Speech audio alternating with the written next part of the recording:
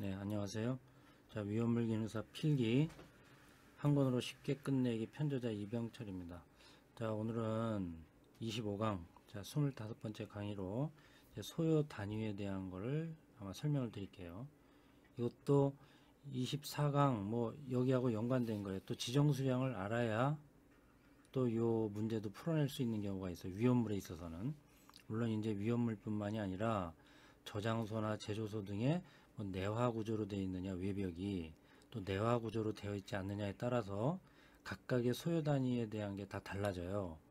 그러니까 그 부분에 대한 것도 알아두셔야 되고, 위험물에 대한 소요 단위를 계산할 때는 또 지정수량을 또 모르면 또 안 된다. 그러니까 지정수량은 굉장히 다양하게 응용해서 쓰여질 수 있는 문제가 나오기 때문에 지정수량은 꼭 알아두셔야 된다는 것을 제가 한번 다시 강조를 드릴게요. 물론 이 소요 단위에서는 좀 아까도 말씀드렸지만 위험물뿐만이 아니라 제조소, 저장소 이런 것들에 대한 그 외벽의 내화 구조냐 비내화 구조에 따른 그 소요 단위의 그 면적도 달라지기 때문에 그것까지는 따로 또 암기를 해 두셔야 되는 부분이고요. 자, 이제 강의 들어가겠습니다. 자, 소요 단위. 그래서 여기도 최다 빈출 유형이다 이렇게 되어 있잖아요. 그죠? 최다 빈출 유형이에요. 자, 소요 단위는 뭐냐? 자, 위험물 안전관리법 시행규칙 별표 17에 나와 있는 내용이에요. 자, 소요 단위란 기준 단위다 뭐 이런 얘기인데, 자, 소화설비 설치 대상이 되는 건축물, 그 밖의 공작물의 규모, 여기서 잘라야 돼요. 그죠? 여기까지는 뭐죠? 건축물 또는 공작물이에요. 그 공작물의 규모 또는 위험물의 양의 기준 단위다 이렇게 얘기됐어요. 그래서 제가 이제 보기 쉽게 이렇게 정리를 해드렸는데요. 여기 지금 이렇게 대각선 긋고, 자, 요거는 뭐냐면 제조소나 취급소나 저장소의 외벽이 내화 구조로 되어 있는 경우가 있고 내화 구조가 아닌 것으로 되어 있는 경우가 있어요. 그걸 나누어서 소요 단위를 따로 정해놨다 이런 얘기죠. 그러니까 제조소나 취급소는 건축물의 외벽이 내화 구조로 되어 있을 때는 연면적 100제곱미터를 1소요 단위로 한 거고요. 내화 구조가 아닐 때는 연면적 50제곱미터를 1소요 단위로 한다 이런 얘기예요. 근데 저장소는 다르죠. 저장소는 저장소의 외벽이 내화 구조로 되어 있을 때는 연면적 150제곱미터를 1소요 단위로 하고, 저장소의 외벽이 비내화 구조로 되어 있을 때는 연면적이 75제곱미터일 경우 1소요 단위로 한다 이런 얘기예요. 자, 이제 이 박스 읽어내실 수 있죠. 그 다음에 이제 위험물은 다른 얘기인데 제가 그냥 보기 좋게 이 박스 안에다 같이 넣어 놓은 거예요. 위험물의 1소요 단위는 지정수량의 10배를 1소요 단위로 한다 이렇게 돼 있어요. 그러니까 이 위험물의 소요 단위를 계산할 때 지정수량을 모르면 또 계산이 안 되는 거겠죠. 그죠? 자, 이게 다예요. 그러니까 소요 단위에 대한 거는 어렵지 않다.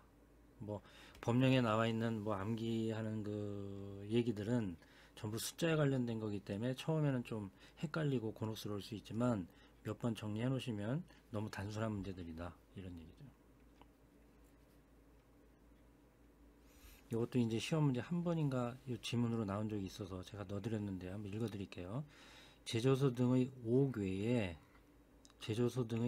설치된 공작물은 외벽이 내화 구조인 것으로 간주하고 그랬어요. 그러니까 제조소에 바깥에 설치된 공작물이 있을 거 아니에요. 거기에 이제 소요 단위를 계산할 때는 다 외벽이 내화 구조로 되어 있다라고 생각하자 이런 얘기예요. 그 다음에 연면적은 여기다 연면적이 기준인데 제조소에 5개에 설치된 공작물의 연면적은 공작물의 최대 수평 투영 면적을 연면적으로 간주해서 소요 단위로 산정하세요. 이런 얘기가 나와 있어요. 뭐 이걸 직접 계산해서 뭐 이거를 응용해서 계산한 문제는 안 나왔던 것 같고요. 제가 파악하기로는 요 문구 하나 한 번 정도 나온 것 같아요. 만약 출제 비율은 높지 않고 여기 있는 것만 알으셔도 되겠다. 자, 그러면 이제 문제를 풀면서 정리 한번 해볼까요? 자, 건물의 외벽이 그죠? 내화 구조로 됐다. 건축물의 외벽이 내화 구조로 되어 있다. 그 연면적 300제곱미터의 옥내 저장소. 저장소죠, 저장소? 그러니까 여기를 보는 거죠. 저장소. 저장소인데 건물의 외벽이 내화 구조로 되어 있네. 그러니까 뭐예요? 연면적 150제곱미터가 1소요단인 거예요. 그런데 지금 300이다 그랬으니까 2단위 이렇게 쓰면 되는 거죠. 쉽죠? 네, 쉬워요. 어렵지 않습니다. 자, 다음 문제. 근데 이렇게 쉬운 걸 왜 자꾸 강의를 해요? 많이 나왔으니까. 저희 교재에도 대표 빈출이라고 해서 시험 문제 아주 많이 출제되는 것들만 추려서 대표 빈출 85제를 만들어 놓은 거예요. 그러니까 출제가 많이 된다. 그걸 강조하는 그 의미도 있는 거죠. 자, 위험물 안전법령에서 정한 소화설비의 소요단위 산정 범위에 대한 설명 중 옳은 걸 골라라 그랬죠. 그러니까 여기 있는 내용만 알면 풀어낼 수 있는 거죠. 저는 틀린 것도 뭐가 틀렸는지 한번 보는 거죠. 자, 위험물은 지정수량의 몇 배요? 100배가 아니라 몇 배? 10배. 그죠? 위험물은 지정수량의 10배를 1소요단위로 한다. 이렇게 돼 있어요. 그러니까 1번 틀렸죠. 2번 저장소형 건축물로 외벽이 내화구조인 것은 그랬어요. 저장소이면서 내화구조 1소요단위 얼마요? 150이잖아요. 그죠? 근데 여기는 100이다 그랬으니까 틀렸죠. 150이잖아요. 이거예요. 또 제조소 그랬죠? 뭐 키워드만 볼게요. 제조소 외벽이 내화구조가 아닌 거 그랬잖아요. 그죠? 제조소이면서 비내화구조 얼마예요? 50이에요. 연면적 50을 1소요단위로 한다. 3번이 맞은 거죠. 또 4번은 왜 틀렸어요? 저장소죠? 비내화구조죠? 그럼 저장소이면서 비내화구조는 얼마예요? 연면적 75제곱미터가 1소요단위잖아요. 그죠? 75제곱미터가 1소요단위잖아요. 되셨죠? 그러니까 요 위험물까지 해서 요 5가지 제조소 취급소에는 어떻고 저장소는 어떻게 되어 있고 위험물은 지정수량의 10배가 1소요단위고 요것들에 대한 거를 정리를 잘 해주셔야만 되겠다. 됐죠? 그러니까 이걸 또 다 외울 필요 없잖아요. 저 같은 경우에는 이것들의 내화구조에 대한 것만 확실히 알아둘 거예요. 제조 취급소하고 저장소만 분리해서 내화구조에 대한 것만 확실히 알고 있으면 나머지 2로 나누면 되잖아요. 이것들의 절반이 비내화구조에 대한 연면적이구나, 1소요단위구나 그렇게 정리하시는 게 빠르죠. 일일이 다 외우지 마시고. 자, 또 다음 볼까요? 자, 이제 위험물이잖아요. 위험물은 어쩔 수 없어요. 지정수량을 알고 있어야 돼요. 알코올류 뭐요? 제사류 위험물이잖아요. 제사류 위험물의 알코올류란 말이에요. 그냥. 그럼 얘는 뭐예요? 지정수량 얼마예요? 지정수량 얼마? 제사류 위험물의 알코올류는 지정수량이 400리터였어요. 그러니까 2만 리터에 대한 소화설비 설치시 소요 단위를 물어봤잖아요. 400에 2만이니까 얼마예요?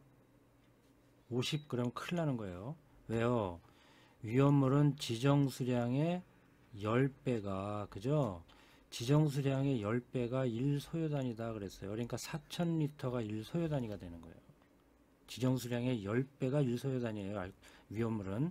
그러니까 알코올류의 지정수량은 400이었으니 이거의 10배인 4000리터가 1소요단위가 되는 거잖아요.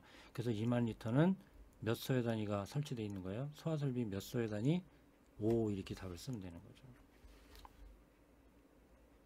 그러니까 조심하셔야 돼요. 위험물은 위험물의 지정수량의 10배가 1소요단위다. 되셨죠?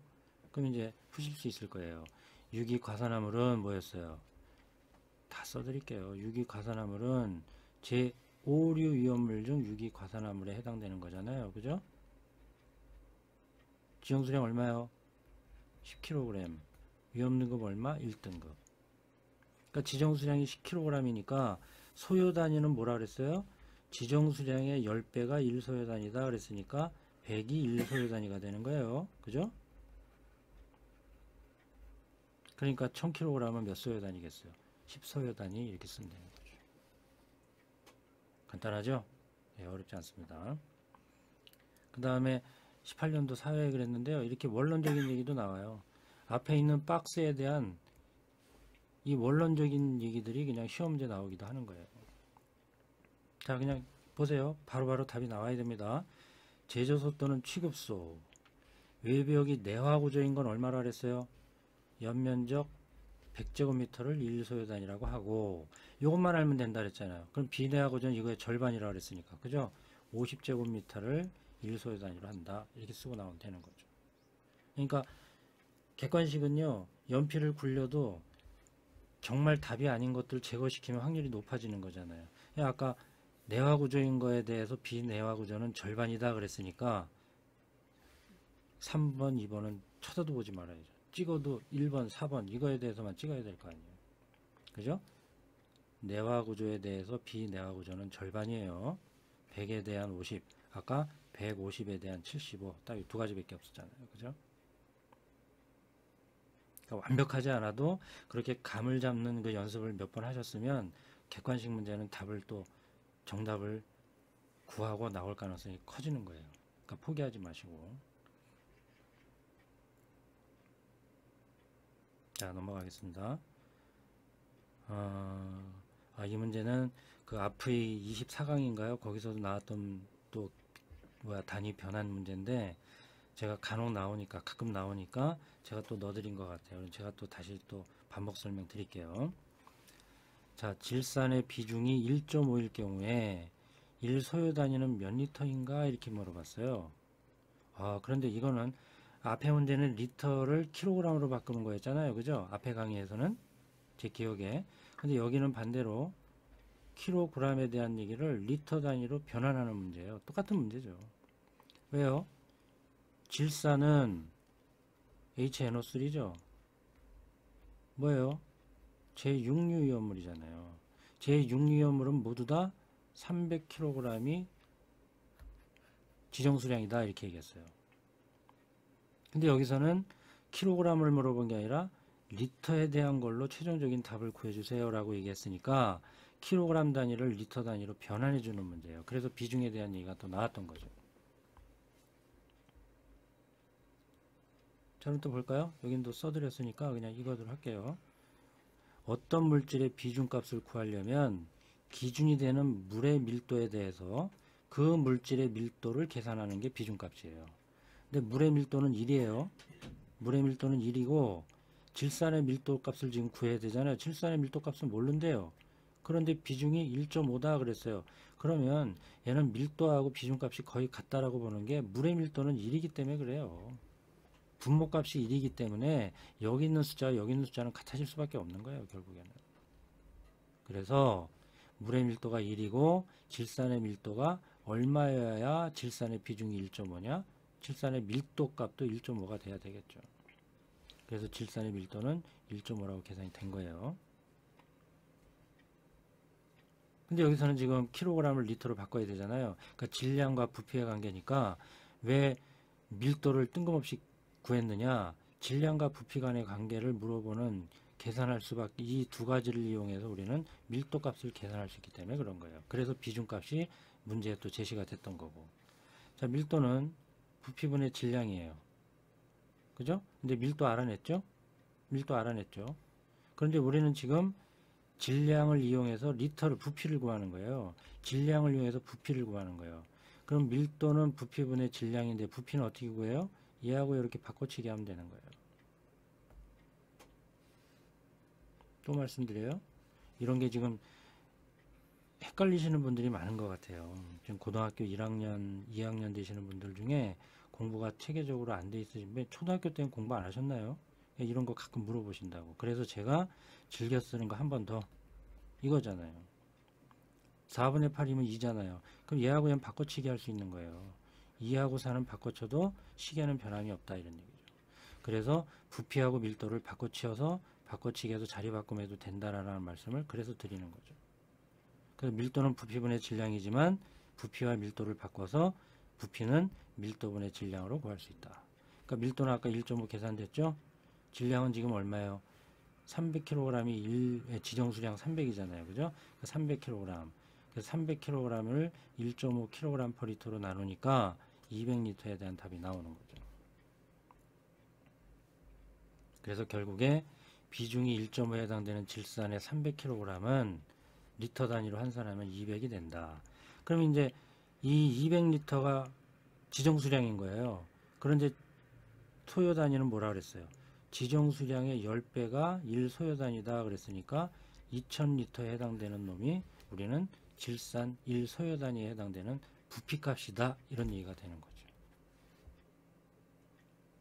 되셨죠? 그러니까 단위 환산 문제예요. 그러니까 그냥 킬로그램으로 물어보면 질산의 1소요단위는 얼마냐?